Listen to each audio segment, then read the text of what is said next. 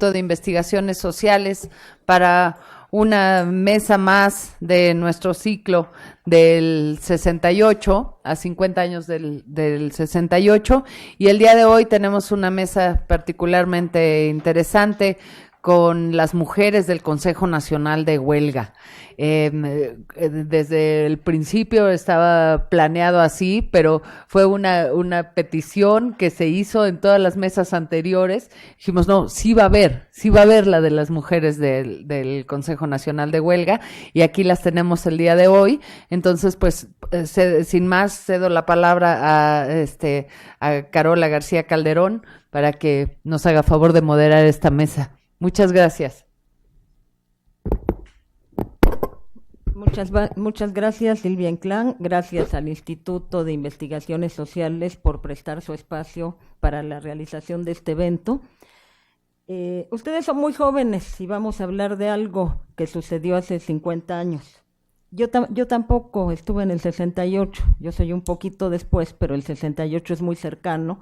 Es un referente para las siguientes generaciones y mucho más para las generaciones inmediatamente posteriores al movimiento del 68.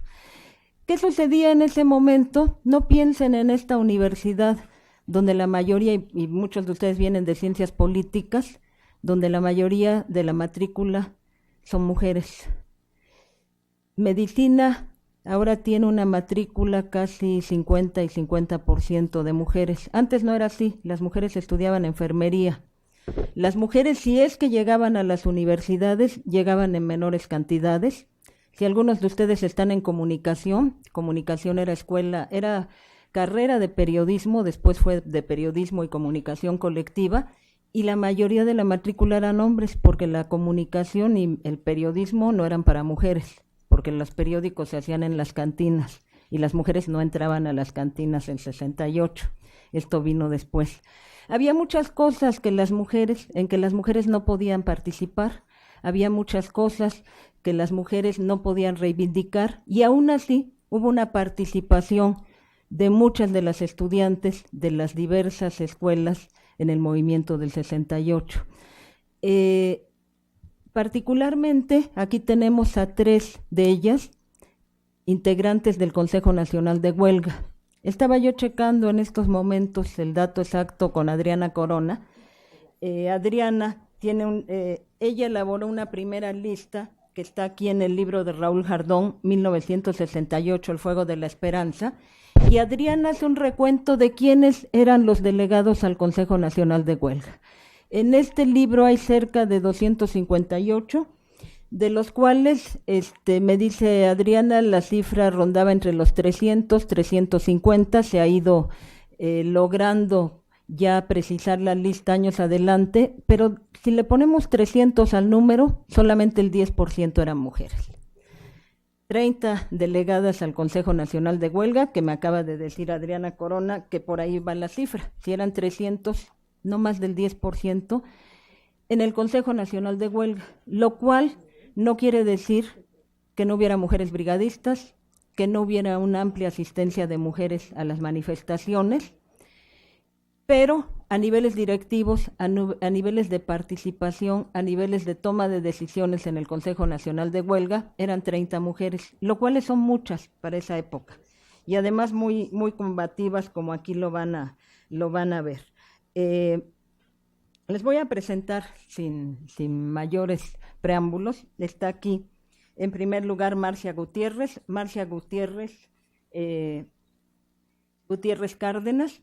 Ella era estudiante de la Escuela Nacional de Odontología, fue miembro del Consejo Nacional de Huelga por la Facultad de Odontología.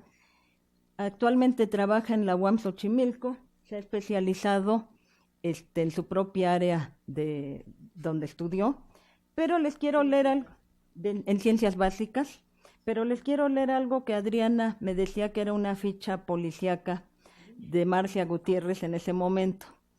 Esta persona comenzó a distinguirse como líder con la ocupación de la dirección de su escuela cuando la dirigía el doctor Miguel Santos Oliva, pidiendo la renuncia del mencionado Galeno y solicitando el nombramiento del doctor Jesús Sarabia Aguilar como director. Me brinco lo que sigue para no hacérselas muy larga. Ha participado activamente en el actual movimiento estudiantil, organizando grupos de choque, los que amedrentan al estudiantado e impiden el retorno a clases. Es miembro del Consejo Nacional de Huelga. En las asambleas que ha presidido en su plantel, ha manifestado que el movimiento estudiantil ha medrado a las instituciones, lo que se debe aprovechar para el triunfo de la revolución obrera estudiantil. Y aquí está la foto de la época, es la ficha de 1968. Adelante, Marcia. ¿Cómo podemos prender esto? Ya se apagó. Bueno, en lo que prenden el aparato, a mí si me dan oportunidad de hablar, yo me sigo hablando y demás, Ya. Pero en lo que funciona, ¿ya está? ¿Ya? Yo les quiero, ¿ya está? Sí, perfecto.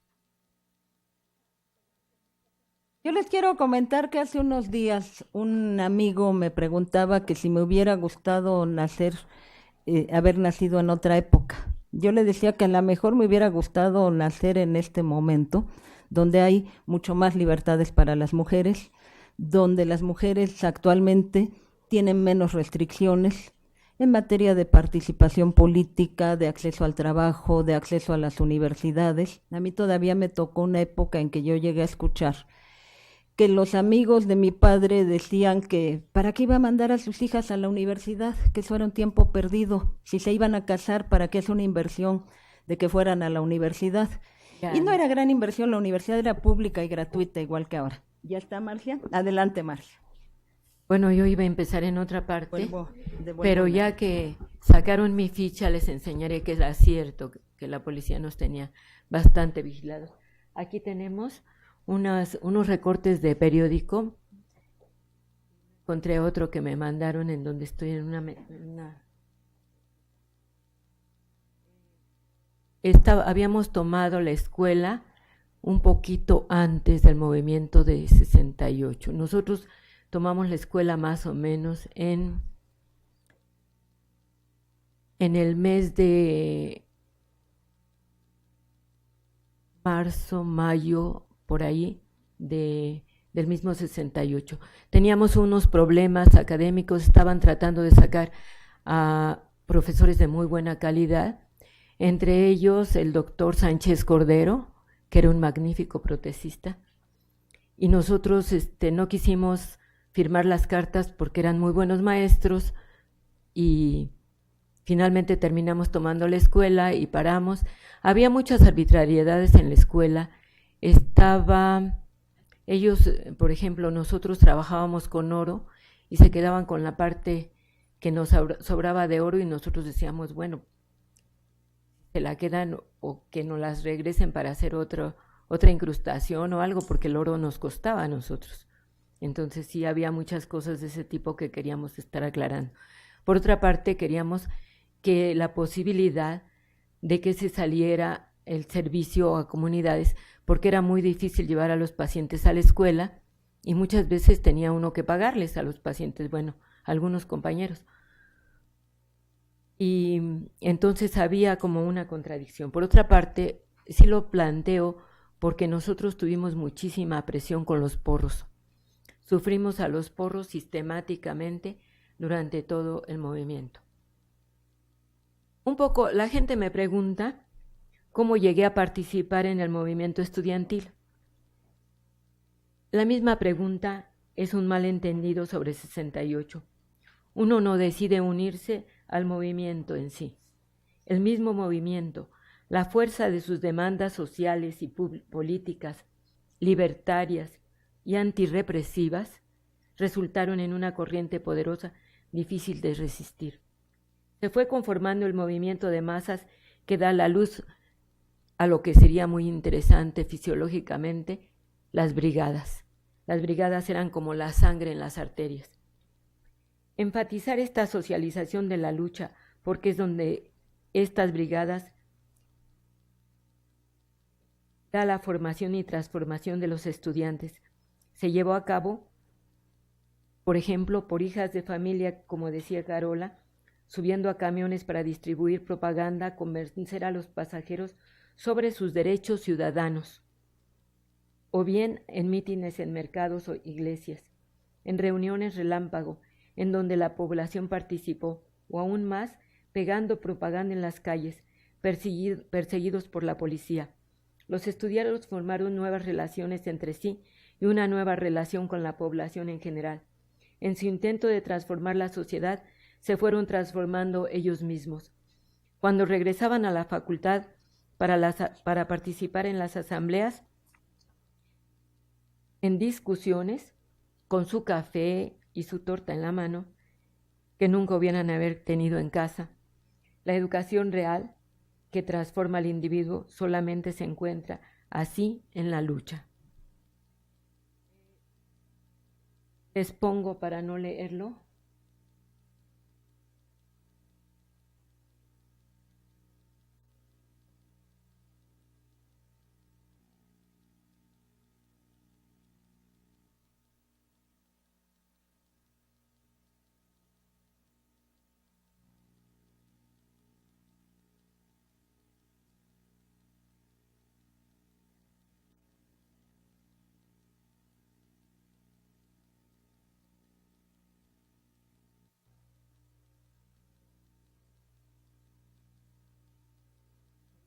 A las acciones que decía la policía. Una foto no se ve muy bien. Aquí tenemos el pliego petitorio. Libertad para los presos políticos, derogación del artículo 145 y 145 bis del Código Penal, desaparición del cuerpo de granaderos, destitución de los jefes policíacos, etc., indemnización de las víctimas en los actos represivos, deslinde de responsabilidad. Eso es lo que menos han querido hacer, ¿no? El gobierno jamás negoció, menos con los líderes del movimiento, y respondió en la forma que ya conocemos, con una masacre. ¿Cuál fue mi experiencia? En la preparatoria había participado en un grupo femenino católico de formación jesuita. De aquí pasé a la discusión en parroquia universitaria, en un grupo que tenía las siglas de SERF. Discutíamos literatura, psicoanálisis, política, como el Mayo francés, la guerra de Vietnam y en general contra el colonialismo, el racismo y aún el movimiento de las Panteras Negras. ¿Por qué las Panteras Negras? Porque el gobierno de Estados Unidos estaba enviando a la clase obrera estadounidense para pelear en Vietnam. ¿Quiénes eran los que mandaban? Mandaban fundamentalmente a los negros, a pesar de ser la menor parte en la población, eran la mayor parte que iba a la guerra. Su representación de los que fueron enviados a Vietnam era mucho mayor que su proporción en la población general. Unido todo esto a la muerte de Luther King, que era la representación del pacifismo y la lucha de los derechos civiles, la respuesta fue la formación de las Panteras Negras. ¿Por qué?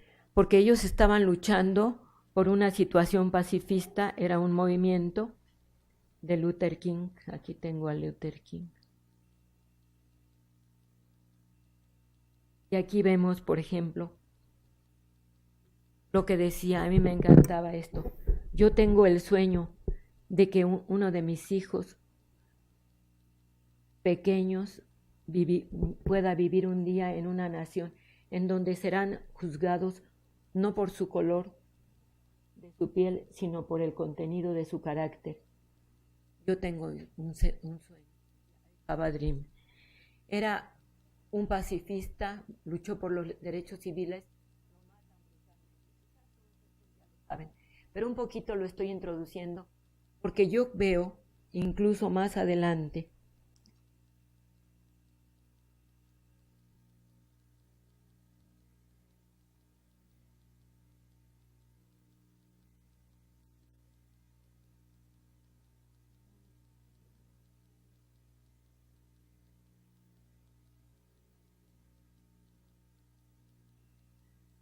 aquí están.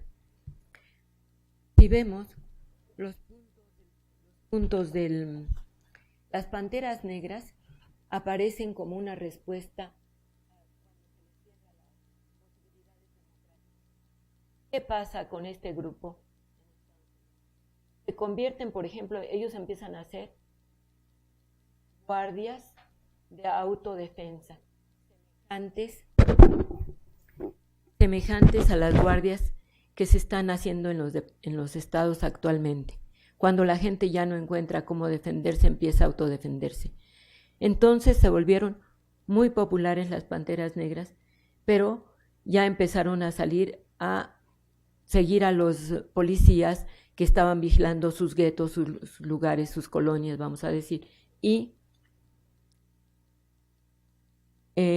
ellos iban armados, pero finalmente fueron conformándose, fueron avanzando en sus discusiones, forman un programa de 10 puntos que dice: queremos libertad para poder determinar el destino de nuestra comunidad negra, queremos pleno empleo para nuestro pueblo, que se acabe la rapiña de nuestra comunidad, queremos viviendas decentes, queremos nuestro pueblo una educación que muestre la verdadera naturaleza de esta sociedad, queremos sanidad gratuita para todas las personas negras, queremos que todos los hombres negros quedemos exentos del servicio militar, queremos el fin inmediato de la brutalidad policíaca y el asesinato de la gente negra, queremos la libertad para todos los hombres negros detenidos, queremos que toda la gente negra procesada sea juzgada en tribunales.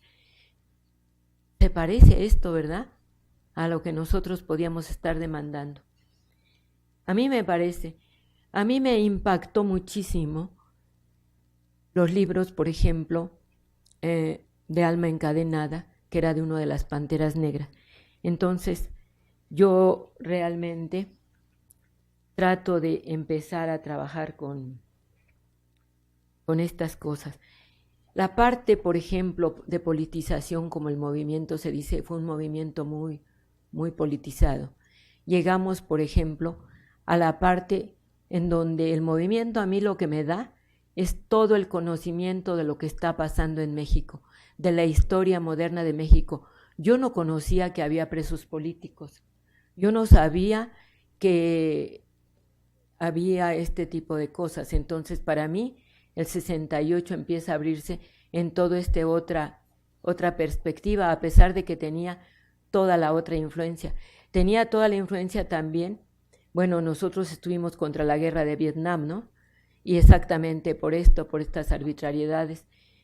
Se ve allí también, nosotros, por ejemplo, como mujeres, no voy a marcar a todas las cosas de México que vimos. Ustedes saben de los presos políticos, de la muerte de Rubén Jaramillo, de las huelgas que habían pasado en otras partes de la República, porque el movimiento no aparece forzado y aparece contra una represión que compañeros que ya habían entrado en luchas habían empezado en otras partes, como la CENET, en donde Marta va a participar en su construcción.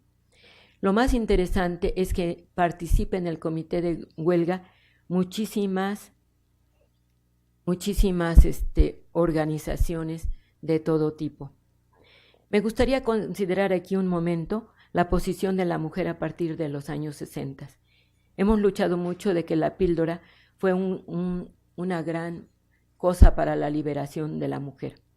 Evidentemente es verdad, pero no podemos olvidar que inicialmente y aún ahora no fue fácil obtenerla y señalaron a las jóvenes que la buscaban. Lo mismo sucede con la píldora del día siguiente actualmente. Además, a los esposos no les gustaba perder el control sobre el cuerpo de su esposa. Su compañero muchas veces no se hizo parte de la responsabilidad. El papel de la mujer en un contexto más humano cuando tiene internalizado por entrenamiento social o situación económica el modelo tradicional o explotación de inferioridad frente al hombre, primero se tiene que reconocer el problema como tal. La narrativa dominante propone la integración de salarios o trabajos como una solución. Esto es incorrecto por ser incompleto. Se enfoca solo en el problema de género. Sin embargo, las mujeres tenemos dos problemas, el del género y muchas veces de la pobreza. Hay que concientizar a las mujeres rumbo al problema de su explotación económica. Todos podemos ser dotados con los mismos derechos, pero es un derecho que las propiedades están muy desigualmente distribuidas. Dime dónde vives y te diré de qué mueres. ¿Qué es la implicación? Que la conciencia de clase puede hacer más que transformar a las mujeres. El sexo, el amor, la belleza deben ser vistos con la finalidad en una reafirmación más como ser humano de su sensibilidad y de lucidez, de su capacidad para conservar y evaluar la identidad. La necesidad de integrar el movimiento feminista a movimientos revolucionarios de todo el mundo, a partir de un señalamiento básico. La mujer lo que necesita y busca conscientemente es el poder político y económico. Hay ricos y pobres, hay negros y blancos, indígenas, puertorriqueños, hondureños, guatemaltecos, mexicanos, judíos, etc., todos dotados de derechos iguales. La única manera de terminar con la opresión es oponer otro poder, en el caso, el poder femenino. La mejor manera de elevar la conciencia política de las mujeres es extender su perspectiva más allá de las fronteras, es entender que debe plantear la lucha en la escena mundial y no solamente nacional. La coyuntura actual internacional ve el problema como una expresión del colonialismo. Desde la raíz de la importancia de esclavos, la lucha de las mujeres se convierte en una lucha de liberación. La revolución, debe vincularse estrechamente con los movimientos de liberación del mundo entero. Vivimos un sistema que se encuentra en las últimas etapas de su prolongado proceso de descomposición a nivel mundial. Voy a decir un pedacito ahorita de un trabajo que hice para el libro de Tita, una de las compañeras del Consejo Nacional de Huelga. El placer de la desobediencia. En su mayoría las jóvenes participábamos del movimiento de 68, no eran ni maoístas, ni trotskistas, ni comunistas o revolucionarias, eran más bien cansadas del autoritarismo y del abuso. Con enorme entusiasmo se unieron a la protesta. ¿Sabíamos a dónde iban? No. ¿Por qué no andar? El feminismo era una corriente bajo las rocas. Sin embargo, algunas mujeres llegamos al CNH. Roberta Avendaño fue una mujer fuera de serie en todos los sentidos, físicamente grande. Su presencia como dirigente en las asambleas fue impotente. Llegaba temprano para asegurar su lugar en el presidio. Sin embargo, su libro y testimonio dan la impresión que ella misma no reconoció el efecto de sus actos, lo que había sembrado políticamente. Porque ella en su texto, no lo voy a...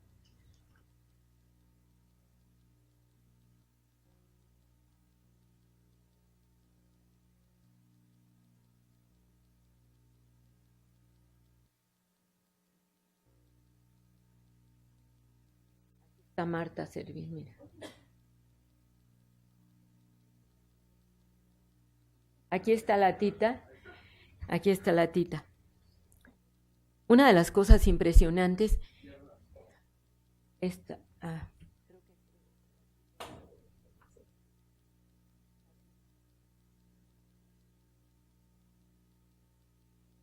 de la izquierda, la más llenita. Una de las cosas que pasa en su libro, por ejemplo, ella estuvo presa 2 años, pero cuando escribe su libro, fundamentalmente lo escribe sobre su vida en la cárcel. Y cuando ha habido entrevistas para ella, fundamental habla de su situación, de dolor, etcétera, etcétera. Muere su madre cuando ella está en la cárcel, etcétera. Entonces, su libro. Sin embargo, hay un momento que yo estoy rescatando de la vida de Tita, que políticamente es muy importante. Estuvo comisionada para hacer el análisis del artículo 145 y 145 bis. Como era abogada, igual con el compañero Barragán y el compañero Escudero, fueron parte de la comisión, y eso es muy importante. El artículo 145 es el único que se deroga en 1970 y también ha sido con el que se les castiga a ellas. Bueno, no leo todo el aspecto, pero yo decía,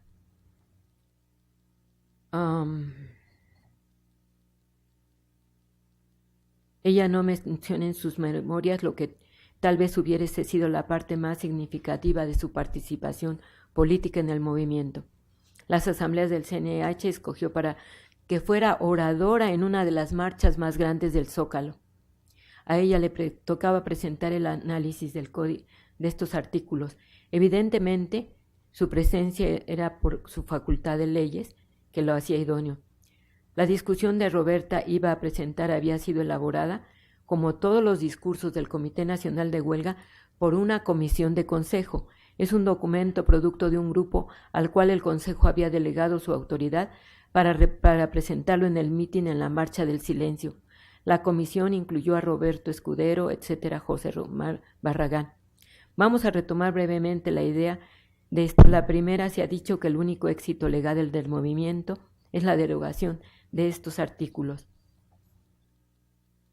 Pero este mismo artículo se utilizó para meter a Campa, a Vallejo, a todos los líderes políticos. Esa es la importancia política que es de haber comentado este artículo que ella debería haber retomado.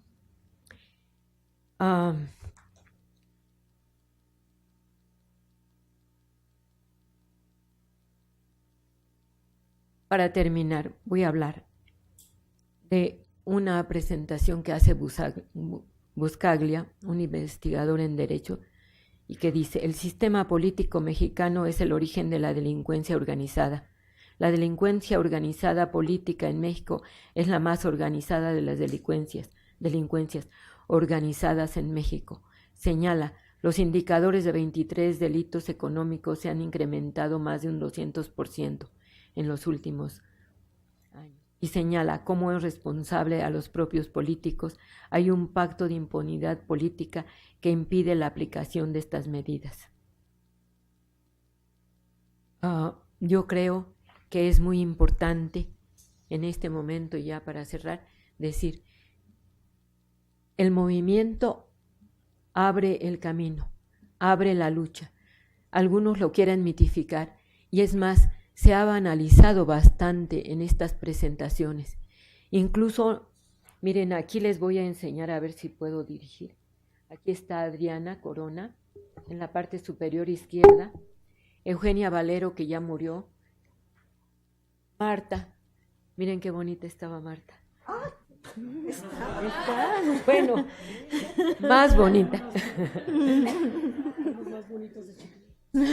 Acá está otra compañera también que se metió a la guerrilla.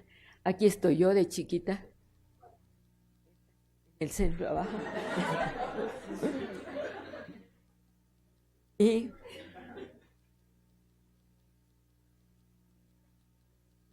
allí estoy, por ejemplo, peleando abiertamente, me entrevistan aquí en la universidad y yo estoy diciendo, sí, el rector es una persona muy amable, etcétera, etcétera, pero puede haber un movimiento mucho más violento si no se resuelven las demandas de los estudiantes.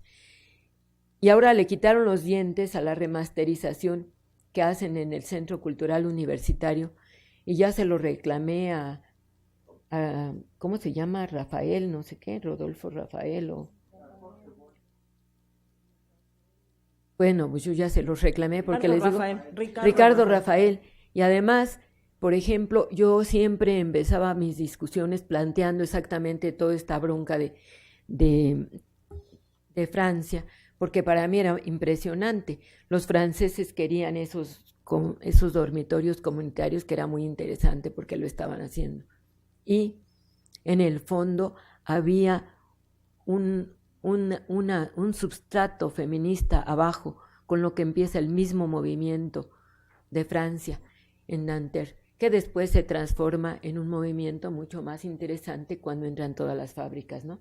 Cuando entra el movimiento como lucha de clases.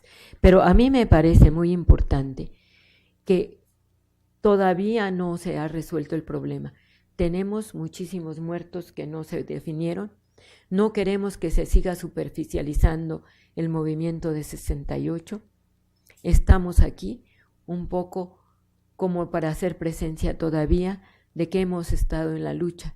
Muchísimos de mis compañeros han muerto, muchísimos han padecido 50 años de que no tienen trabajo, de que se les sigue manejando como presos, como por ejemplo en 1993, creo, ¿verdad? Estamos en un periódico más adelante. Aquí estamos a la izquierda. Aquí tengo, mira, Adriana, otra foto de Eugenia. Y aquí estamos en la foto de las tres. Y atrás de nosotros está un compañero de ingeniería que no le habían dado ese año trabajo porque le sacaron su ficha que había sido preso. En lugar de manejarse como presos políticos, todavía lo siguen manejando como presos comunes. Y muchísimos están en una situación que no terminaron la universidad, y eran gente sumamente brillante en el consejo. Bueno, yo tengo como 20 hojas más para leer, pero aquí estamos.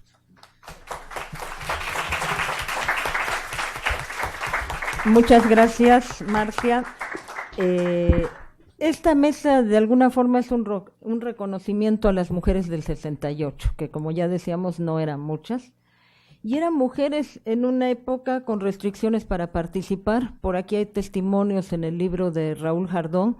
No las dejaban acudir en muchos casos a las marchas, desconfiaban de que fueran a las asambleas, que anduvieran de revoltosas, no podían llegar tarde, tampoco podían hacer las guardias nocturnas. Y en estos tiempos hay una versión muy difundida de que las mujeres reproducían roles como hacer café y cocinar, lo cual tampoco en los testimonios que existen ahí es del todo cierto. Muchas de las mujeres reivindicaban ser brigadistas, hacer actos de propaganda, subirse a los camiones, repartir volantes, en fin. Quiero leerles, para presentar a Adriana Corona, unas palabras de ella. Adriana Corona fue representante en el Consejo Nacional de Huelga de la Preparatoria 6 del turno vespertino. Actualmente trabaja en la Universidad Pedagógica y Adriana dice: humanamente yo sentía que el movimiento era algo único en mi vida, que no iba a volver a vivir y que tenía que vivirlo a todo lo que yo diera, aprovecharlo, disfrutarlo, sufrirlo, gozarlo, lo que fuera, apostarle todo porque sabía que era una situación única en mi vida. Yo tenía plena conciencia de eso, conciencia de que esto iba a ser único en mi vida y que no iba a vivir otra cosa igual. Lo que sí sentí es que era chavita, inexperta, que no tenía todos los conocimientos que tenían los demás. Y luego, bueno, empieza a contar del movimiento, pero hay algo muy importante que dice al final. Dice: hace poco tiempo, saliendo de una manifestación o saliendo de una reunión de sindicatos, esto es varios años después del 68, le platicaba a uno de otros compañeros del sindicato y le contaba esto de esa libertad en las calles, de ese pintar los camiones. Eso cambió después, pero en esos momentos era la libertad en la calle. Un espacio donde las mujeres no actuaban mucho, los espacios públicos, y por eso la importancia de salir a la calle de las mujeres y de salir a manifestarse políticamente. Le doy la palabra a Adriana Corona Vargas. No hay ficha policíaca. No hay ficha policíaca. Las fichas policíacas son de años después, curiosamente. Pues yo era muy joven, finalmente, en fin. Quiero puntualizar algunas cosas, discrepar con otras y aclarar y hablar de ciencias políticas, a la cual siempre estaré ligada y siempre, algún día me voy a meter a estudiar lo que sea, allí en ciencias políticas, porque el cariño que yo le tengo es grande, por muchas razones. Bueno, el movimiento estudiantil de 68 yo creo que tienen ya cronologías, si no pregunten, porque aquí estamos hablando del Consejo Nacional de Huelga y yo no sé si saben o no saben qué sucedió. Una vez que se organizan las escuelas en huelga, en comités de lucha, y se nombran los representantes para llevar a sus posiciones a un órgano mayor, que en este caso fue el Consejo Nacional de Huelga, era el órgano dirigente de todo el movimiento. El órgano dirigente de todo el movimiento tenía 300 y pico de personas. Primero 3 representantes, luego 2. Los representantes, lo único que se pedía era que fueran elegidos en asamblea de una escuela en huelga. Consejo Nacional de Huelga. ¿Por qué nacional? Nacional porque estaban incluidas la UNAM, el Politécnico, Chapingo, universidades las normales, universidades de provincia, como podía ser Jalapa, Puebla, la Nicolaita de Morelos, Monterrey, Oaxaca, Tabasco, en donde hubo varios muertos porque hubo una represión muy feroz. Bueno, por eso Nacional de Huelga. Ellos venían y también el CNH, Consejo Nacional de Huelga, CNH, mandaba a brigadas a provincia a explicar. Así como había brigadas en toda la ciudad, también había brigadas que iban a provincia. Debo decirles que, número uno, el Consejo Nacional de Huelga y el movimiento estudiantil de 68 fue un movimiento muy amplio en donde había gente católica, gente del PRI, simpatizantes del PRI o gente que militaba en el PRI, gente de izquierda, de muchos grupos de izquierda, de los cuales ciencias políticas era importantísima, porque había maoístas, trotskistas, gente del Partido Comunista, ¿no? Y debo también decirles que las mujeres sí pertenecíamos a grupos de izquierda.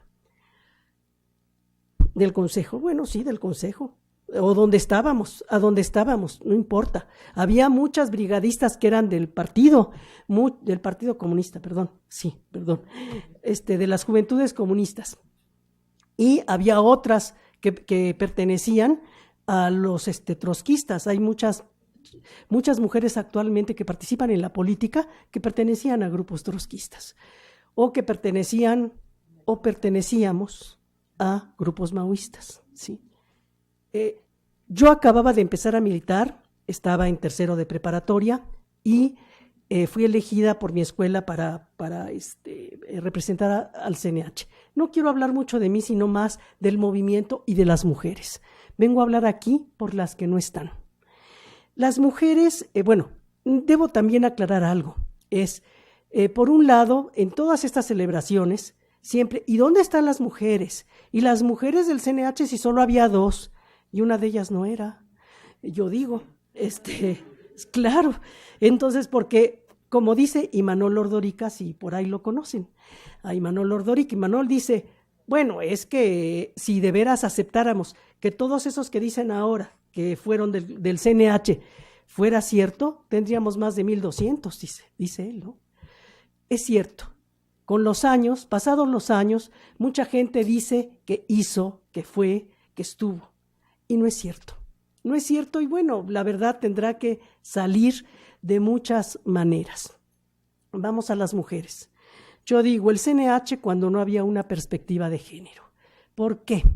Porque finalmente los movimientos feministas van a venir más adelante, que son un tanto consecuencia también de esta participación masiva de las mujeres. ¿Las mujeres en dónde estaban? En todas partes. Tú ves las fotos de 1968, ya hay mujeres en las brigadas, en las manifestaciones, desde hacer café hasta ir a pararse a gritonear en los mercados, a explicar el movimiento. ¿Por qué? Porque el movimiento tenía un problema muy grave, que es enfrentarse a un Estado autoritario muy fuerte que nos cerraba todas las posibilidades de acción y de conocimiento para la gente. La prensa decía toda clase de cosas en contra del movimiento y no decía una sola cosa a favor. ¿Qué dijimos? Vamos, las brigadas van, porque es la columna vertebral de este movimiento, van a informar a la gente, van a conseguir dinero y van a pintar camiones, a mandar el pliego petitorio en frases cortas, en los camiones, en las bardas de la ciudad. ¿Sí? Entonces, las brigadas van a ser importantísimas, muchas mujeres van a participar en ellas. Las compañeras de mi preparatoria, me acabo de encontrar una allá afuera, saliendo, 50 años después, que era brigadista, y me estaba contando y le digo, ¿lo puedo decir? Sí, me dice, dilo si quieres. Ella, en la prepa había muchas muchachas, sí había muchas muchachas, y también muchachos, pero en realidad muchas se incorporaron al movimiento y a las brigadas. Y en las brigadas se subían a los camiones con la Constitución y con el pliego petitorio y explicaban: ¿qué es eso del 145 bis? ¿Qué es eso de libertad presos políticos? ¿Por qué pedimos libertad presos políticos? ¿Sí? Y explicaban. Esto fue muy importante porque fue lo que abrió las puertas al movimiento, a otras escuelas, a la gente en general, lo abre y rompe el silencio. Y rompe el silencio de la prensa, que nos tenía apergollados. Entonces, rompemos el silencio a través de las brigadas. Y entonces sí, no importa que digan que somos de lo peor, que somos comunistas, que somos X. Salimos a la calle y explicamos. ¿Sí? En el CNH se discuten muchas cosas. Las discusiones en el CNH eran tremendas, porque imagínense 300 gentes queriendo participar, ¿no? Y luego gentes como el Marcelino Perillo, que se echaba 20 minutos, 30 minutos, y le decíamos, ya, tiempo. Y qué barbaridad, ¿no? Gente muy brillante, gente que venía de otros movimientos, y también muchas mujeres. En total, he contabilizado unas aproximadamente 30 mujeres que en diferentes momentos estuvieron en el CNH. Algunas estuvieron después del 2 de octubre, otras estuvimos desde el principio hasta el final. Había de las preparatorias, puedo decirles que estaba Eugenia Valero, que ya falleció, una muchacha grandota, fuerte, que correteó a los porros, porque siempre en las prepas teníamos el problema de los porros. Esto les ha de ser cercano, ¿no? En las prepas siempre teníamos bronca con los porros y siempre había trancazos, ¿no? Siempre. ¿Por qué? Porque, bueno, a veces las cosas no se podían resolver por la palabra, y menos con ellos, ¿no? Con otros compañeros sí, con ellos no. Entonces, bueno, María Eugenia Valero, preparatoria 1, preparatoria 5, Consuelo Hernández Méndez. Cuando vean la película del Grito, que está recién editada, hay una mujer que habla en un mitin anterior a Tlatelolco, un mitin anterior a la masacre, que se hizo allí, y la voz que se escucha es la voz de Consuelo Hernández Méndez, que leyó el discurso que se preparó en el CNH. Entonces, bueno, tenemos mujeres como Oralia García Reyes, que en un principio fue al CNH y después ya no la dejaron ir, porque esta chica tenía 16 años y porque esta chica fue atrapada la primera noche que hicimos una reunión en Ciudad Universitaria, el 29 de julio de 1968. Esa noche llegó gente del Politécnico, ella era Boca 7.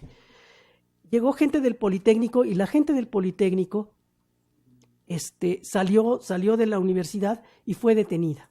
Entonces hay una foto muy particular de esta chica con sus 2 coletitas así y unos shortcitos y un pantaloncito así, toda mona, 16 años, ¿sí? Que dice peligrosa comunista, ¿no? La peligrosa comunista.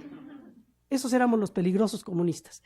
Entonces, bueno, ella en un principio, ya después no la dejaban ir. Aquí traigo su ficha política, que de ella aquí está. Ella le decían alias la guerrillera. Bueno, Oralia García Reyes, Boca 7. Tenemos que del Politécnico, después del 2 de octubre, de la Superior de Economía, iba una mujer que se llama, yo no la he vuelto a ver, Yanira León Mejía. Ella fue cuando ya habían detenido a los compañeros. Marta Servín estaba también por la Escuela de Ciencias Biológicas. Iban algunas enfermeras que después ya no fueron. Y también algunas gentes de la Ibero. Curiosamente, la Ibero mandó a 5 representantes, las cuales yo no he vuelto a saber de ellas. En la UAP es la Benemérita de Puebla, mandaba a 3 representantes. Uno de ellos era una mujer, Rosa María Barrientos, que es una agente, una investigadora, una historiadora estupenda. Bueno, por ahí van las 30 mujeres. De la escuela de la Esmeralda, la escuela de pintura, iba Erlinda Sánchez Laurel, que incluso hay ahora una entrevista en el último proceso de 68 que está. Allí está Erlinda Sánchez Laurel. Bueno, estas son las que no estaban. Muchas de ellas con una historia de tener de militar, de militancia política, pero a la vez también con historias de escaparse de su casa, de mentir. Yo digo que nos volvimos mentirosas todas. ¿Por qué? Porque ¿a dónde vas? Ay, a una fiesta. Pues no ibas a la fiesta, te quitabas la ropita de fiesta, te ponías un pantalón o lo que fuera y te ibas a pintar las bardas y los camiones. El Consejo Nacional de Huelga dijo una noche: mañana la ciudad debe amanecer pintada. Y salieron miles de brigadas a pintar, y entre ellas muchas mujeres. Y miren, la policía era ya tal la situación de tanta gente en la calle en la noche que andaba con unos botecitos de pintura blanca y pintaban encima, ¿sí? Ya ni siquiera se oponían, porque es cuando la fuerza de la masa es tan grande, no la puedes reprimir. Eso pasa también en la manifestación silenciosa. Cuando tienes una manifestación enorme, como las del 27 de agosto o la manifestación del 13 de septiembre, que es la silenciosa, es una impresión muy grande cuando ves tanta gente realmente calladita porque sigue el Consejo, sigue las directivas de su Consejo Nacional de Huelga y no se habla, y se llevan héroes nacionales y no se dicen groserías. Éramos muy groseros, sí es cierto. Marcia me va a regañar porque Marcia decía: muchachos, no digan groserías. Y se paraba otro orador y decía: es que esas pinches escuelas. Y decía: perdón por lo de escuelas. Y Marcia, porque Marcia era muy, muy propia. Los de las prepas éramos más, pues más pequeñas, más, ¿no? Hablábamos quizás menos. La Tita era una gente muy, muy, muy importante, y pareciera ser que solamente la Tita y la Nacha, que estuvieron presas, son las del CNH. Aclaro, la Nacha no era del CNH, era brigadista de Derecho. Del CNH era la Tita, sí, y bueno, pasó 2 años en la cárcel porque ella era una mujer mayor que nosotros, digo, no muy mayor que nosotros, que sí tenía como 27 años, y eso yo tenía 18, ¿no? Marcia tenía 20, pues éramos chicas, ¿no? Entonces ella era una mujer un tanto mayor, que venía ya del movimiento magisterial, ¿sí? Del movimiento magisterial desde 1958, porque ella era maestra normalista, ya había entrado a la Facultad de Derecho. Entonces estas mujeres, algunas de ellas ya tenían experiencia. La misma Marta Servín, los discursos que aventaban eran realmente certeros, análisis buenos, ¿no? Y eso era muy impresionante y muy de aprendizaje para nosotras. La sexualidad. Voy a meterme con la sexualidad porque no me queda más remedio. No me queda más remedio porque es lo que trabajo hace muchísimos años, y porque, bueno, finalmente nos decían: no, es que se van, quién sabe qué, en la noche a hacer de putas. Pues no. Yo decía: no, lo que hacemos es política. ¿Por qué? Porque estábamos en el CNH. El CNH sesionaba de las 10 de la mañana así, hasta que terminaba, que podían ser las 2 de la mañana, las 3, o muy temprano las 5 de la mañana. ¿Sí? Entonces el CNH realmente sesionaba en la noche.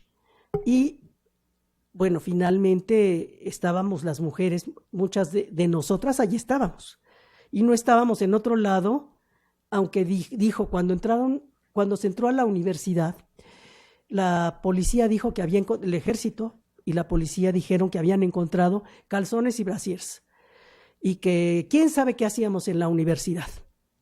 Entonces, bueno, yo digo, pues, que yo sepa, eso nunca fue cierto. ¿Por qué? Porque no nos dedicábamos a hacer política. A hacer el amor también, porque empezaba esa libertad y esa separación en la sexualidad de poder decir: no me embarazo, aunque fuera, no me embarazo porque hay anticonceptivos. Comenzaban los anticonceptivos y podían conseguirse. No fácil, porque además hasta hoy los jóvenes que tienen derecho a la salud reproductiva van a los hospitales y no les dan los anticonceptivos. Entonces, hasta la fecha, ese es un problema de hasta la fecha, ¿sí? Y ese es un problema también de salir de fuera de control y de poder ser mucho más libres. ¿Por qué? Porque podemos gozar y vivir una sexualidad y apartar la cuestión de quedarse embarazada. Entonces, bueno, el movimiento feminista va a entrar después, va a entrar ya por los años 70, a través de muchas cosas. Pero en 68, en ese momento, no se pensaba en una perspectiva de género. Y también mucho preguntan, oye, pero no te discriminaban o no. No, había control de los padres en muchos casos, pero en otros, pero no de los compañeros. Cuando hay movimientos de este tipo, el rompimiento que se da de los roles de género es grande. Y entonces eso te permite participar y hacer cosas que antes no hacías, ¿sí? Eso pasa, por ejemplo, en la Revolución Mexicana, eso pasa en los movimientos, que hay un rompimiento y que entonces podemos participar. Yo jamás vi que ningún hombre le dijera a ninguna mujer, ni en el Consejo Nacional de Huelga, ni en nada, tú no puedes hablar o tú no puedes decir. Puede que te quisieran convencer de que no votes por eso, pues sí, lo siento, pero yo voto por lo que mi escuela manda. Y eso es inamovible. Si mi escuela dijo que no se regresa a clase, no se regresa a clase, punto. ¿Sí? Si mi escuela dice que vamos a la manifestación tal, vamos. Si dice que vamos a quedarnos la noche del 27 de agosto en el Zócalo, nos vamos a quedar, porque ese sí era un acuerdo del CNH. Mucho se dice, no, es que no había acuerdo. Sí había acuerdo. Había acuerdo de dejar un plantón en el Zócalo. En fin, me voy rápido, ¿verdad? ¿Sí? Me quedan 2 minutos. Bueno, es que trato de ir rápido porque pienso que Ciencias Políticas era una escuelita linda, pequeñita, llena de gente muy pensante. Sí, era impresionante llegar en esa época había cafeterías, después quitaron todas las cafeterías por esto que les voy a platicar. La cafetería de Ciencias Políticas, que estaba pegada a Ciencias, era muy, muy impactante. ¿Por qué? Porque allí se oía toda clase de voces, antes del movimiento, toda clase de voces discutiendo cosas de política, cosas de guerrilla, cosas de participación política. Los de Ciencias jugaban Go. Yo no sé si hasta la fecha jueguen Go. El Go es un juego japonés de estrategia. Y allí estaban los de Ciencias jugando Go y explicando cosas de matemáticas, lo cual me sorprendía a mí muchísimo. No, yo te explico qué son estas cosas, mira, y te explicaban maravillosamente, ¿no? Unos matemáticos increíbles. Entonces había como una ebullición muy grande, muchas ideas, muchas ganas de cambiar el mundo. Que eso es en esa escuelita tan pequeña, se daba en esa cafetería, era maravilloso. Los de economía se burlaban. Había un señor que era Tacho, que servía las mesas. Y entonces les gritaban los de economía, a las guerrillas con Tacho, porque se hablaba todo y se discutía todo. Entonces ese bullicio, esa efervescencia de cambiar el mundo, eso es lo que estaba desde un principio en 1968.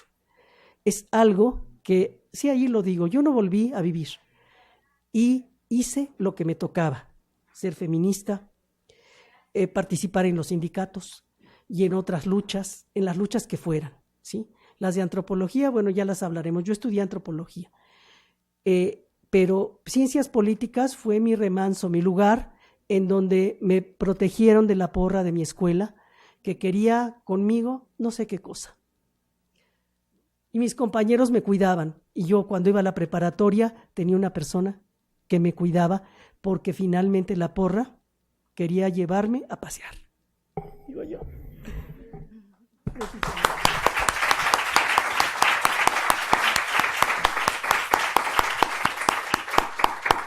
Muchas gracias, Adriana Corona. Con motivo de la conmemoración de los 50 años del 68, yo he tenido la oportunidad de conocer, de saber esto que decía Adriana, que no eran nada más la Nacha y la Tita, las mujeres del 68. He conocido a Adriana, también a Mayra y ahora a Marta Servín y algunas otras más. Y quiero decirles que el 68 de alguna forma es una ruptura de la invisibilidad de las mujeres. Estas mujeres que aparecen en la calle, que protestan, si ven las fotos, muchas de ellas de falda, con los primeros pantalones, con irle subiendo largo a la falda, las primeras minifaldas. No era una lucha feminista, por supuesto. Es antes de que se hablara de feminismo y mucho antes de que en las aulas y en los espacios académicos se acuñara el concepto de género, ¿sí? Pero por supuesto que era una lucha de las mujeres, y una lucha de las mujeres donde se tomaba una conciencia colectiva. No había quizá esa distinción tan tajante como ahora recientemente nos dicen que las mujeres hacían tareas de mujeres y los hombres eran los que hacían la labor política. Esto de alguna forma a mí me está quedando claro que no era así. Les voy a presentar a Marta Servín Martínez. Marta era la delegada del Consejo Nacional de Huelga por la Escuela Nacional de Ciencias Biológicas del Instituto Politécnico Nacional, egresada de esa misma escuela, ha trabajado en México, Venezuela, Suiza, y se ha dedicado a la investigación y enseñanza de la biología de desarrollo. Ella era brigadista, como ya les decía, y delegada en el Consejo Nacional de Huelga. Y sobre este último punto de las mujeres, en el mismo libro de Jardón, Marta dice: en el CNH las mujeres éramos poquitas, definitivamente éramos poquitas. Yo recuerdo que mi participación política en movimientos estudiantiles data de bastantes años antes del 68. Yo fui dirigente de mi escuela, y una de las trabas que ponían los compañeros para que yo fuera dirigente era precisamente que yo era mujer. Cuando se convencieron de que eso no era tan definitivo, ya no pusieron resistencia. Y también dice, en realidad mis preocupaciones por ser mujer o no en 68 no fueron evidentes. No era una preocupación mía, ni siquiera me preocupaba porque éramos tan poquitas en el consejo. El hecho de ser mujer quizá lo empiezas a sentir después, ya cuando tienes 3 hijos, cuando se te abren los diferentes frentes. En ese momento eran pocos frentes los que atendíamos y entonces no sentíamos tal presión de ser mujer. Y como Adriana me dio también la ficha policíaca de Marta Servín, aquí además de decir lo que ya escucharon, dice que se distinguía por sus tendencias comunistas, que había participado en paros de apoyo a estudiantes, que había formulado volantes dirigidas al presidente de la República Federal Alemana. También dice que en el movimiento fue una de las primeras estudiantes que participaron en actos de protesta, manifestaciones y mítines, exhortando a sus compañeros a que siguieran dentro del movimiento. ¡Qué barbaridad! Miembro del Consejo Nacional de Huelga, imagínense qué delitos, qué delincuente. En varias ocasiones ha presidido asambleas de este grupo y ha encabezado también comisiones que han entrevistado a diferentes funcionarios para obtener la libertad de los presos estudiantiles, distinguiéndose además por su deseo de romper las pláticas con los representantes del gobierno y lanzarse nuevamente a la calle en concentraciones estudiantiles con padres de familia, obreros, empleados, etc. Aquí está Marta Servín Martínez. Muchas gracias, Carola. A ver, vamos a ver si logro, a ver. ¿Quién? La ayuda tecnológica. A ver, favor, ¿cómo le abres? Te tengo que aperturar aquí. ¿Cuál es este? Este es para pasar. Ajá, ok, muy bien, gracias. Muy amable. Bueno, perdón si hablo de mí, no por afán protagónico, sino para pasar la estafeta a tanta gente joven que hay por aquí. Ya ven lo que dice Marcia. Miren qué bonita era. O sea,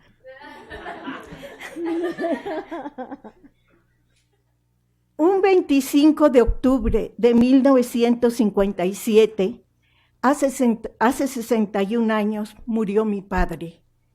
Yo tenía 12 años.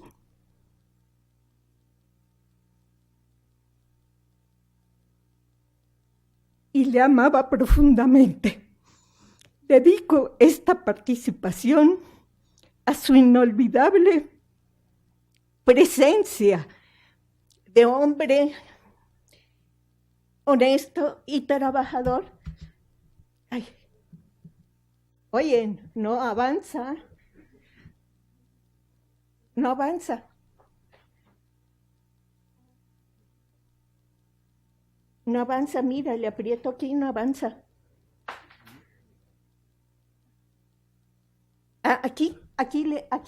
Lo doy con esta flechita.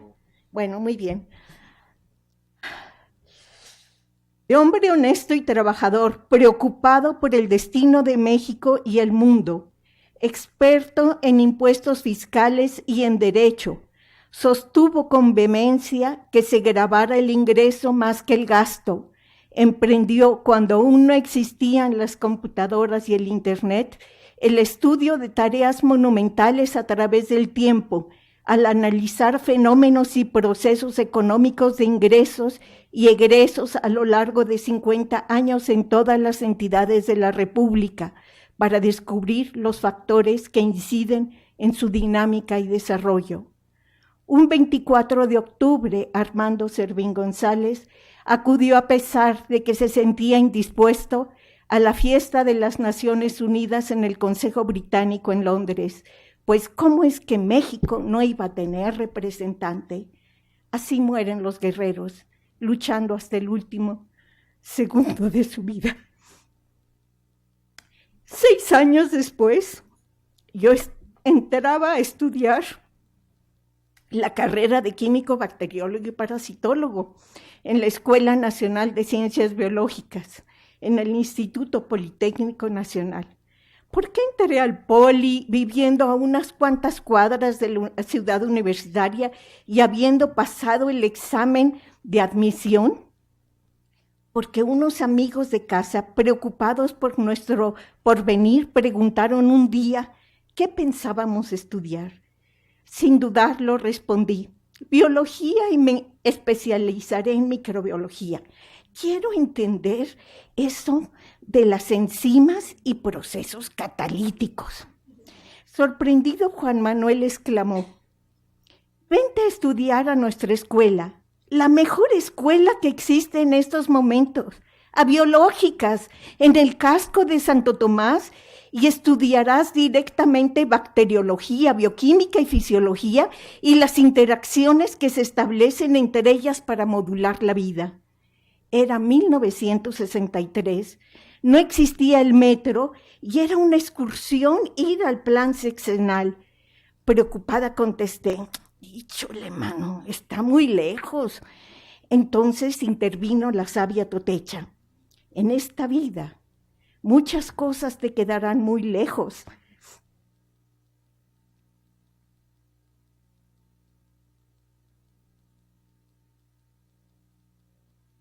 Pero no por ello vas a dejar de hacerlas.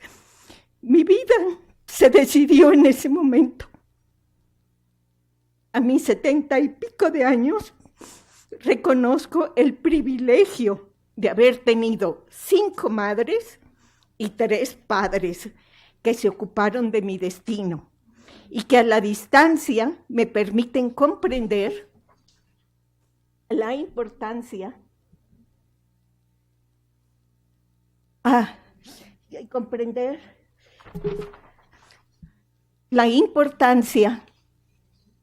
fundamental de que te tiendan la mano y el significado trascendental que juega una matriz social en la formación humana. Va para los jóvenes presentes el significado de matriz social, agradeciendo además a los organizadores de esta mesa redonda denominada Las Mujeres del Consejo Nacional de Huelga. A las compañeras presentes que compartimos tal etiqueta, Marcia y Adriana, a nuestra moderadora Carola, a Eugenia Alier Montaño, especialista en el tema, que en el marco del ciclo de actividades académicas Las Ciencias Sociales ante el 68, organiza el Instituto de Investigaciones Sociales y su director Armando López Leiva y Leonardo Figueira. Finalmente, pero no al último, agradeciendo también al Consejo Mexicano de Ciencias Sociales, que promueve lo que hace tanta falta, el estudio interdisciplinario, para que nunca olvidemos una cosa profundamente arraigada en el corazón de México, que por origen, camino y destino, el hombre con mayúscula es un ser eminentemente social, que la suerte de unos será la de todos y que por ello debemos seguir luchando por una nueva matriz social. ¿Pero qué significa una matriz social? El concepto de matriz, característica netamente femenina, se origina en las ciencias naturales al observar el lugar que designa un ecosistema natural o nicho ecológico con cierta estructura, en donde concurren diversas vertientes o corrientes de información, tanto del medio interior como del exterior, y en donde se desenvuelve la vida embrionaria, fundamentalmente en los mamíferos, y que al instalarse y germinar en él la semilla humana durante la gestación, permite el desarrollo de una nueva vida, transformándose así en símbolo básico y ancestral de movimiento, creatividad, vida y resistencia. Los antiguos mexicanos expresaban este concepto profundamente vital con el símbolo de Malinali, que significa la unión de contrarios y que se traduce operacionalmente como la fibra vegetal que permite la unión de diversos materiales. Además, el profundo símbolo de Malinali,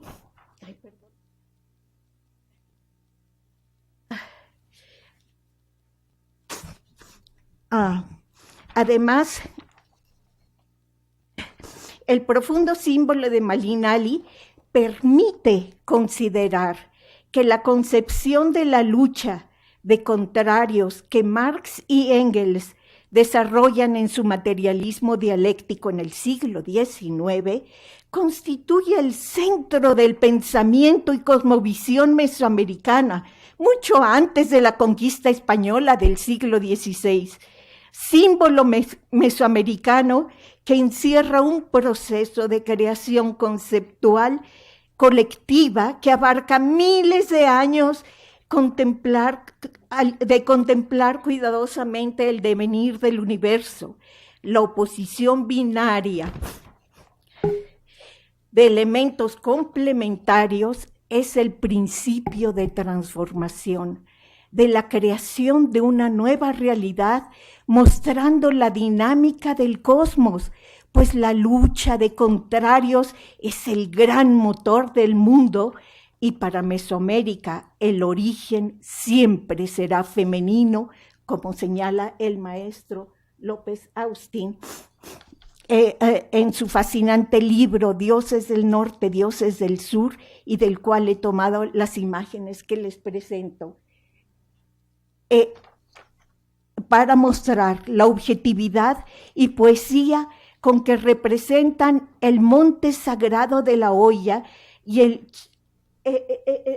miren la representación, el monte sagrado y el útero. ¡Ay, caramba! Como es una ilustración moderna. Pero además no es todo. Para mostrar la objetividad de poesía con que representan no solamente el monte sagrado de la olla y el mítico Chicomostoc, de donde partieron los 7 pueblos que se esparcieron por México, considerándose el ombligo del mundo, el ombligo de la luna, perdón, actualmente es del mundo, pero era el ombligo de la luna, al señalarla ya responsable del ciclo ovulatorio de 28 días que presenta el ovario de la mujer. En la actualidad, el término de matriz es ampliamente utilizado en diversos campos del conocimiento, en el que intervienen múltiples variables, criterios o soportes en la obtención o solución de una problemática dada, producto a ser alcanzado, forma y posibilidad de desarrollo. Así se puede hablar que el concepto de matriz ha extendido su uso, mas no ha variado su significado. Desde la biología del desarrollo, que le vislumbra en sus diferentes niveles de organización estructural, como pueden ser matrices citoplasmáticas, mitocondriales o bien extracelulares, observando su efecto en la expresión y comportamiento celular, o bien en la esfera de la ciencia que estudia organismos complejos en forma individual o en complejas sociedades humanas, ya sea en la esfera local, nacional, internacional o planetaria, remarcándose así la naturaleza cambiante y dialéctica de los sistemas biológicos como un diálogo activo de interacciones que alientan la vida y sus diversas manifestaciones en sus diferentes expresiones. El siglo XXI será fundamental para comprender que la pequeña gran diferencia radica en el metabolismo oxigenativo que se manifiesta en la posibilidad de desarrollar una matriz en las etapas embrionarias, pero que ello también se expresa y tiene manifestaciones en todos los órganos y células de nuestro cuerpo, desde la uña del pie hasta el cabello, señalándonos una vez más que el origen de todo movimiento y transformación es el contacto entre opuestos complementarios. Conceptualmente también matriz es motivo de entendimiento en matemáticas, programación, en el arte de la impresión, en geografía, en geología y en el arte cotidiano y familiar de la cocina. ¿Quién no sabe, por ejemplo, de la importancia del uso del recipiente y el orden de los ingredientes en la obtención de un guiso determinado? Es el caldero de las brujas, un símbolo netamente femenino involucrado en procesos de creación, imaginación y resistencia. En este sentido, los centros educativos, nuestra alma mater, son espacios no solamente informativos, sino formativos, son matrices sociales en donde convergen influencias internas y externas en intrincadas redes de información y posibilidades. Cuando yo llegué a ese caldero, a esa cueva, a esa matriz educativa que representaba la Escuela Nacional de Ciencias Biológicas del Poli en 1963, mi alma mater, la madre del alma, nos recibieron con un hermoso libro de estrellas y hombres. Ampliar nuestro horizonte y reafirmar nuestra identidad era la tarea, al comprender que estábamos hechos de polvo de estrellas. Qué gran privilegio nos ha dado esta vida. El director Juan Manuel Gutiérrez Vázquez, cuando los directores eran directores seriamente involucrados en la tarea educativa y no solo administrativa, había promocionado que los mejores maestros, los más entusiastas de espíritu, estuvieran en el primer año.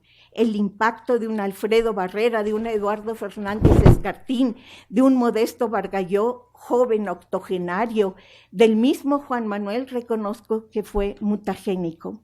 La mayoría de los maestros estaban involucrados en proyectos de diversa naturaleza, generalmente de amplios horizontes. Así hablábamos de su participación en el sector productivo, social, cultural, editorial o de investigación, áreas en las que el ENSB abre brecha. La gente de biológicas participaba activamente y con gran entusiasmo en la producción de vacunas, en la creación de museos, en el conocimiento y aprovechamiento y transformación de los recursos naturales, en el diseño de nuevas drogas y medicamentos, lo que permitía que los estudiantes también estuviéramos en contacto con las inquietudes y realidades en las que se desarrollaban su labor profesional. Era gente íntegra e integral que nos mostraba la pluralidad de la vida, sus expresiones y sus dificultades, más que el de seguir rígidos protocolos ajenos a nuestra realidad diseñados por algún iluminado. La vida interna de la Escuela Nacional de Ciencias Biológicas en la década de los 60 constituía un faro de intensa actividad transformadora, inducía tu participación activa en proyectos extracurriculares y curriculares. No me habían dicho mal, Biológicas estaba a la vanguardia de un proyecto educativo sensacional. fiel a su origen revolucionario en la matriz de la Universidad Obrera, cuando la UNAM rechazó proyectos educativos innovadores en los años 30, que contenían una nueva concepción del mundo y sus sociedades, y que abarcaban fronteras más allá de la esfera nacional, buscando la paz, la justicia y la soberanía nacional. Fue además receptáculo primario de hermosa sangre caliente, como le llamaría Juan Rejano en hermoso poema del exilio español, por si alguien se pregunta a qué se debe el color guinda del Politécnico. Memoria activa que en los años 60 daba frutos en múltiples actividades y proyectos, entre ellos a la pionera revista latinoamericana de microbiología. Recuerdo bien que en 1965, siendo jefe de grupo, organizamos un viaje de prácticas a la región oncocercosa de Oaxaca, bajo la coordinación de un maestro recién aterrizado en el Anáhuac, Luis Rey.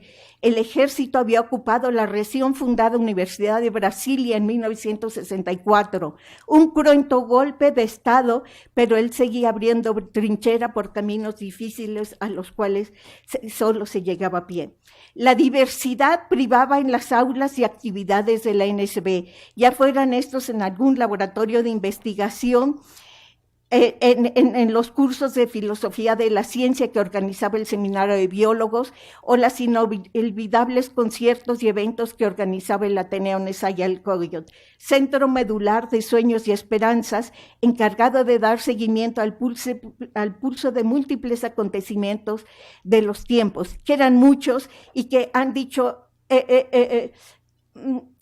las compañeras Marcia y Adriana, y no me voy a referir a ellos, Vietnam, República Dominicana, Camaño, Bertel, Cuba, etcétera, expresadas a través de la organización y hechura de inolvidables periódicos, murales y conferencias, o bien las tareas inmediatas para lograr un lugar para comer y sus necesidades y sus necesarias becas o campañas de donación de libros para enviar a la heroica Revolución Cubana. Núcleo humano en el que yo me encontraba sumergida, nadando activamente, y de donde surgió la propuesta de los compañeros para que yo participara en las elecciones para dirigir la sociedad de alumnos. Ateneo, que hay que aclarar, de donde también surgieron los comentarios de las limitaciones que algunos de sus miembros veían en ello. Eres el mejor candidato. Ay, pero lástima de que seas mujer. Eran los años 60. Ante la duda, consulté con gente sabia y amiga de casa, el inolvidable Juan Manuel, y recibí la breve sentencia alentadora. No creo que sea tan grave. Fue lo único que me dijo, pero fue suficiente, y de ahí para el Real me lancé a organizar lo que sería el nuevo comité ejecutivo de la Sociedad de Alumnos, mediante un procedimiento sencillo, aunque muy laborioso, y sobre todo fuera de los cánones que predominaban y se acostumbraban en aquella época, caracterizada por conformar una planilla con los cuates de los cuates y los cuates. ¿Cuál fue el camino escogido? A más de 50 años de tal esfuerzo, hoy valoro su cabal significado. A la hora de recreo entre clase y clase me acercaba a los diferentes corrillos que se instalaban en los jardines y patios de la NSB para indagar ¿cuál es tu carrera? Había 4 en ese entonces. ¿Cuál es tu grupo? Eran 5 años y por lo general en los primeros años había 2 grupos. Les explicaba que estábamos reuniendo elementos de juicio para conformar una planilla y que necesitábamos saber quién de su grupo era la gente más activa y de mayor interés por participar en la solución de los problemas de la vida escolar. Así, de la forma más abierta y sincera, logramos en 3 meses ubicar a la gente más inquieta de biológicas y entre todos elaboramos el plan de trabajo a desarrollar. Quiero decirles que arrasamos. Yo no tenía ninguna afiliación política en ese momento. Era el nicho ecológico que existía en la NSB, de profundo compromiso social y humano en todos los sectores de la comunidad, lo que permitió crear espacios de solidaridad sincera por el destino del prójimo, de entusiasmo genuino por crear una nueva realidad, de camaradería leal entre chicos y chicas, y hubo más. me di el lujo de agarrar el teléfono a invitar a la ceremonia de toma de posesión el nuevo comité a todas las secretarias generales de las diferentes escuelas del Politécnico, independientemente de si eran fenetos o no. La FENET para esa época estaba en procesos de descomposición al ser el instrumento de manipulación del Estado en el control de la vida estudiantil. Los porros entonces. Su perversa forma de hacer política fue desplazada y repudiada en la NCD a través del movimiento de la gente de base. Ansiábamos de verdad una nueva forma de hacer política, sin trucos gandallas, y la gente nos apoyó. La esperanza es un virus muy contagioso. Poco a poco, batalla tras batalla, se fue conformando la red de interacciones interpolitécnicas de las escuelas con nuevas inquietudes y con las cuales participábamos activamente en diversos movimientos de solidaridad. Puebla, Michoacán, Chihuahua.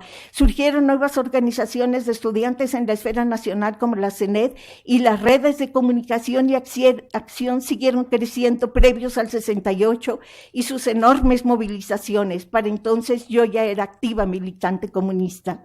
Ya en el 68 yo ya no era secretaria general. El comité ejecutivo de la Sociedad de Alumnos estaba ocupado por otros compañeros, Seferino. Es importante y recordar y mucho agradecer que Leymón, pero además de brigadista, de que me ocupé de brigadista tanto local, era brigadista de provincia, en donde iba y regresaba cuando había entre marcha y marcha. Muchos de los compañeros estudiantes politécnicos de esa época provenían de diferentes estados de la República y hicieron posible esta misión. El edificio de la NCB había sido el internado y seguía contribuyendo, seguía constituyendo el hogar entrañable para muchos de nosotros, en donde todos éramos hermanos con las debidas discrepancias. El asalto a mano armada de granaderos y ejército a la NCB el 23 de septiembre de parte de un gobierno que se negaba a dialogar representó que nuestros representantes al Consejo Nacional de Huelga y muchos compañeros más se encontraran ya en Lecumberri. Cuando yo regreso el 3 de octubre, pues los compañeros de Durango no lograban conseguir el dinero para mi boleto, me incorporo al Consejo Nacional de Huelga en la etapa más difícil y dolorosa del movimiento, al estar sumergido ya en un proceso sumamente complejo de confrontaciones perversas entre hermanos, táctica infalible de acoso múltiple, con el fin de aniquilar desde el poder político dominante todo propósito de transformación, al enfrentar y desbaratar las redes humanas que se habían construido con tanto esfuerzo de forma colectiva y democrática. En esa compleja etapa, ya no tengo, ya, se acaba pero bueno. Dejamos para las preguntas. Bueno, nada más quiero decir en las dos comisiones que participé en el Consejo. Uno fue las pláticas con Andrés Caso y Jorge de la Vega, y otro la comisión que participó en la elaboración del manifiesto a la Nación 2 de octubre. ¿Por qué es importante esto? Porque el Estado autoritario monolítico no era homogéneo, ni era la sociedad mexicana no es monolítica. Bueno, a ver, ya, dejo aquí, porque cuando se habla de movimiento de Olin es referirnos a múltiples voces que lo hagan posible. Bueno, ya no les digo más, pues ya. Pero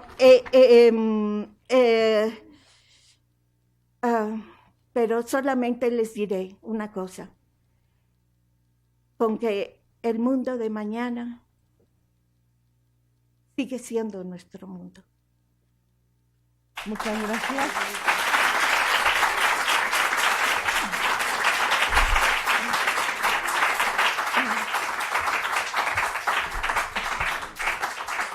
Muchas gracias a Marta Servín. Abrimos un espacio para preguntas, comentarios, reflexiones por parte de los asistentes.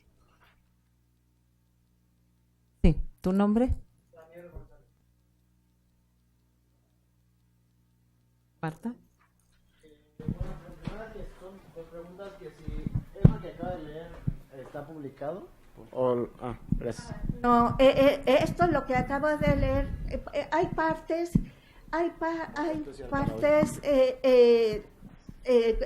en el 88 hicieron preguntas y hice un texto, la historia es la historia, y está publicado en Zurda a 30 años, 30 años del 68, y se llamó Hablar del 68 es hablar de conciencia colectiva organizada.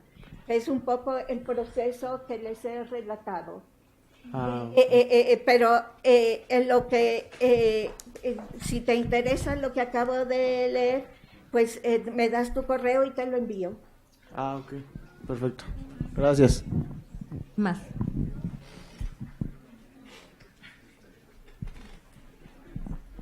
Buenas tardes, mi nombre es Paulina López. Sí, yo tengo una pregunta. En varias ponencias que hemos tenido del 68, bueno, esta es la primera de mujeres, ¿no? Pero varios de los ponentes, bueno, fueron participantes de este movimiento, de las asambleas del Consejo Nacional de Huelga, y muchos dicen que todos sabían a lo que iban. O sea, la organización, el movimiento, era algo que les competía a todos los estudiantes, pero también escuché un comentario de un señor que participó también, pero en contra del movimiento. Él también era estudiante, pero él dijo que no, que había muchos estudiantes que ignoraban la situación, que nada más iban porque era un movimiento masivo y que no tenían ni idea. ¿Qué tan cierto es esto? O sea, ¿ustedes cómo veían la situación de participación? Sí, o sea, obviamente era participación activa, pero muchos decían que bueno, como ya dije, era un movimiento masivo en el que muchos iban a ver qué, ¿no? Mira, lo primero que movió a muchos estudiantes fue la represión, ¿sí? La indignación por la fuerte represión. Es lo primero que movió a muchos estudiantes. Pero yo creo que muchos de ellos sí conocían el pliego petitorio, porque el pliego petitorio fue repartido, fue discutido en las asambleas muchísimo, ¿sí? Y claro, a lo mejor, yo no te puedo decir, a lo mejor sí había estudiantes que no entendían y que solamente estaban preocupados por la represión, pero finalmente sí, cuando tienes que tirarte un rollo en un camión o en un mercado, pues tienes que medio saber, ¿sí? Por lo menos, por qué luchas, qué es lo que está pasando, y te puedo decir que en las brigadas sí sabían más o menos cómo iba el movimiento, las cosas que se discutían, porque además nuestra obligación como representantes en el Consejo Nacional de Huelga era de ir y volver, digamos, era llevar las propuestas del Consejo Nacional de Huelga a nuestra asamblea y las propuestas de nuestra asamblea al Consejo Nacional de Huelga. Y sí te puedo decir que cuando una asamblea decía no, nosotros no volvemos a clase, como fue el caso de mi preparatoria, y está publicado, eso está publicado, porque salió las votaciones en el periódico de qué escuelas votaron por volver a clases, ya por el 4 de diciembre, qué escuelas votaron por volver a clase y cuáles no. ¿Sí? Y yo sí te puedo decir que el voto de mi escuela se respetó así, ¿no? Y la escuela discutió, y había muchos que ya no iban, había habido muertos. Tú llegabas a la escuela y veías que, híjole, que cada vez estaba más vacía, porque claro, una represión tan fuerte como puede ser una masacre es algo que le deja pánico a todo mundo. Y además, no solamente eso, por lo menos en mi preparatoria, los porros de las 5 fueron y mataron a un estudiante en la preparatoria 6. Entonces la gente sí tenía miedo. ¿Por qué? Porque había, la represión era muy fuerte y no iban algunos. Ya estoy hablando ya después del 2 de octubre, del 4 de diciembre, pero en todo el movimiento, el alza del movimiento que va del 29 de julio al, digamos, 18 de septiembre, antes del 18 de septiembre, que es la toma de Ciudad Universitaria, en ese momento, bueno, sí, las brigadas sí sabían qué tenían que decir. ¿Por qué? Porque, te digo, mis compañeras iban con la Constitución, porque, bueno, ¿qué es eso del 145 y 145 bis, no? No habíamos oído ni lo habíamos leído nunca, pero sin embargo lo leímos y lo aprendimos en esa época. Digo, yo sí te puedo decir eso, y posiblemente sí, había muchos muchachos que tal vez estuviesen en contra o que no estaban enterados de qué es lo que sucedía. Pero además muchos muchachos discutían en su casa con sus padres. O sea, hay una cosa muy interesante. ¿Qué es lo que pasa después del 2 de octubre? Lo que acaba de relatar Adriana, que estoy totalmente de acuerdo con lo que dijo, y además con que lo que también dijo de yo sabía que tenía que vivir como la vida nos fuera en ello. Ese era el espíritu del 68.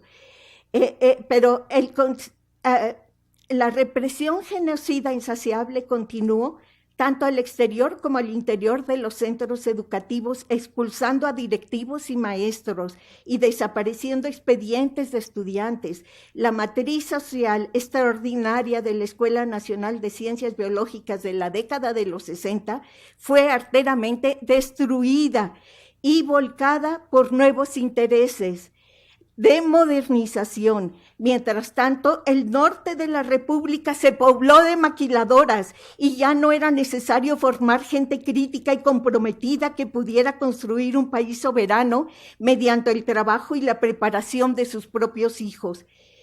Privó el individualismo, el espíritu de competencia, más que la colaboración, la enajenación y la corrupción, más que la conciencia colectiva organizada, y a eso llamaron progreso. ¿Más? Hola, yo me llamo Monse y quería preguntarles, yo sé que participaron y que quizás muchas de las mujeres que estuvieron en el 68 participaron, pero quizás no de manera directa. ¿Qué fue lo que las motivó a participar en este movimiento, que decidieron adentrarse tanto en el tema que formaron parte del contingente? ¿Qué fue ese detonante que dijeron, esto va más allá de solamente participación de todos, sino que tengo que adentrarme más a este problema, que es un problema de todos? Juntamos esta pregunta con, allá había otra arriba, para ya que sean las últimas.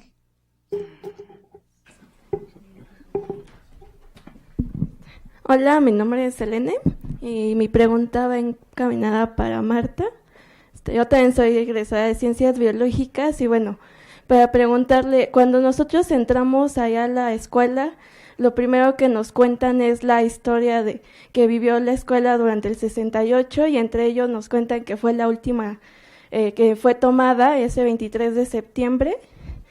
Y bueno, mi pregunta es, ¿usted estaba ahí durante la toma? Le pregunto porque siempre hacen referencia a que fueron compañeros, hombres, los que defendieron la escuela y que, bueno, fue una lucha con reactivos que tenían en el laboratorio y me hizo pensar en eso porque, por lo que decía Adriana, que ni siquiera a veces las dejaban hacer guardias en las noches o las limitaban mucho. Entonces mi pregunta es, si usted estuvo ahí durante la toma o qué papel tuvieron sus compañeras o usted durante esa fecha. El 23 de septiembre, mi amor, les dije en lo que leía apresuradamente que yo era brigadista de provincia cuando empezó el movimiento.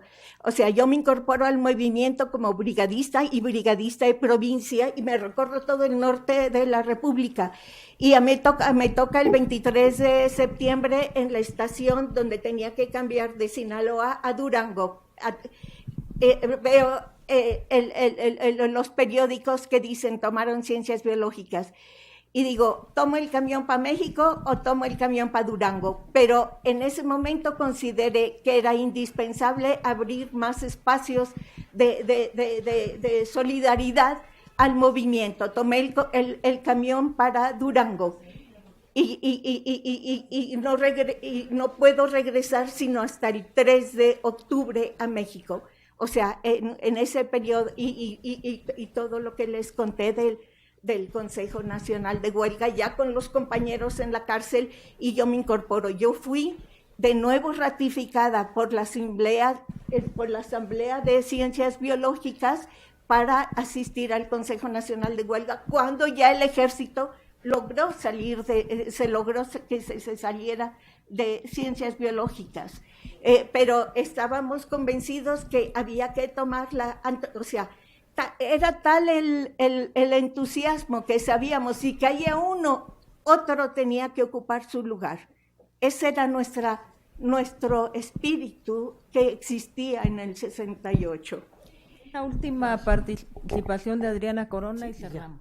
A ver, ahí les va la toma del casco. La toma del casco fue a sangre y fuego. Comenzó el 23 desde la tarde y termina hasta el día siguiente, cuando traen al ejército para la toma. Hay varias escuelas en el casco. Les puedo contar lo que a mí me contó mi compañero del CNH, César Tirado. Aquí van sus palabras.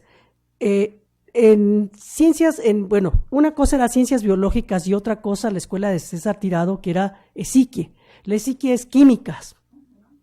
Ellos dicen que tenían lo que llamaban refrescos especiales, que no eran bombas Molotov, sino bombas mucho más fuertes que una bomba Molotov, que les dijeron a las muchachas, váyanse porque va a haber muertos. Y las muchachas dijeron, no, aquí nos quedamos, vamos a defender a la escuela. Y se quedaron gente de enfermería, gente que después ayudaron, porque allí hubo muertos, que ayudaron a sacar a los muertos, que ayudaron con los heridos y que lograron escaparse. También hay detenidos, no muchos, porque la gente pudo correr y la gente del casco los protegió mucho, ¿no? Y los protegió y eso sucedió. Allí hubieron balazos de los dos lados. ¿Por qué? Porque la diferencia entre universidad y poli era muy grande y la gente del poli era mucho más aguerrida, eran como, el poli fue creada para una escuela para hijos de los obreros, hijos de los campesinos, y tenían otro estrato social que la gente que estaba en la universidad. Y entonces era gente muy aguerrida, gente que además no tenía el control de los padres porque venían a estudiar y se quedaban en casas de los estudiantes, entonces no tenían ese control que tenían muchos universitarios, ¿no? De que nos controlasen. A mí no me controlaba nadie, yo dormía en CEU, en ciencias políticas, en filosofía o donde cayera la noche, ¿sí? Entonces, bueno, esa es una. Y la otra, bueno, finalmente, sabes que tienes que vivir eso, no me preguntes por qué. Yo había empezado a militar un poco antes del movimiento, y teníamos un periódico en la preparatoria que se llamaba El Rojo, teníamos cosas, un grupo de estudios, en fin, pero finalmente hay algo que te dice, esto es lo mío y voy a hacerlo. Yo te puedo decir que yo iba a ser arqueóloga, ¿sí? Yo iba a estudiar arqueología porque yo tenía un proyecto de vida, cosa rara en las mujeres que no tenían un proyecto de vida en esa época. El proyecto de vida era casarse y tener hijos. Este proyecto de vida cambió a estudiar antropología social, porque yo dije, bueno, es que yo no puedo dedicarme a las piedras que tanto me gustan, pero finalmente la gente me importa más, ¿sí? Y eso es lo que te lleva. Y lo primero que te mueve, pues es una fuerte indignación por la represión. Realmente es lo primero que te mueve, porque dices, es que esto no puede ser que maten a su juventud. Y es también lo que debe de perdurar hasta hoy. No es posible que el Estado, los estados, el ejército y la policía y el Estado maten a su juventud. Y creo que el ejército y el Estado después de 50 años, han querido institucionalizar 68, pero no han aceptado su responsabilidad en la masacre, que fue una masacre artera, organizada. Y bueno, eso y más podría decirles, pero ya no hay tiempo. Yo nada más quisiera agregar una cosa allí, Adriana. Miren, como no hay tiempo, les pido por favor que revisen en internet el discurso de Fidel Castro en el 26 de septiembre en 1960 en la ONU. En especial, en donde explica con claridad lo que es imponerse por la fuerza y su estrecha relación con los sectores que dominan económicamente a nuestros sufridos pueblos, a las neocolonias de nuestra América, como regiones pobres y subdesarrolladas que han contribuido al desarrollo económico de aquellas más industrializadas del mundo. El imperialismo utiliza métodos de intimidación militar agresivos ante peligros imaginarios, y es lo que estamos volviendo a ver ahora. ¡Ay! Tenemos que mandar ejército a la frontera sur de México. Por Dios. Por eso les digo, el mundo de mañana es nuestro mundo. En su nombre exigimos que se hagan los grandes sacrificios y las renuncias forzadas y la incorporación general. ¿Saben lo que significa Tlatelolco? Tiene dos raíces: corazón en movimiento de tierra y piedra, capacidad de transformación y resistencia. 2 de octubre, no se olvida. Muchas gracias, Adriana, Marta, muchas gracias por su asistencia. Le agradecemos también al Instituto de Investigaciones Sociales El Espacio, un reconocimiento a Leonardo Figueiras, que en gran medida se ha preocupado desde el año pasado por organizar estos foros. Y bueno, nos vemos por la facultad.